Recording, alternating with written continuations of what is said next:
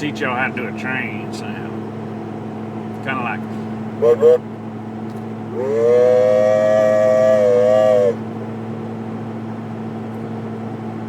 Well, I don't really know how it works, but I think you got more than one vocal cord, and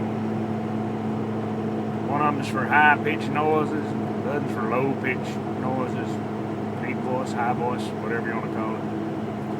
And you only use one at a time.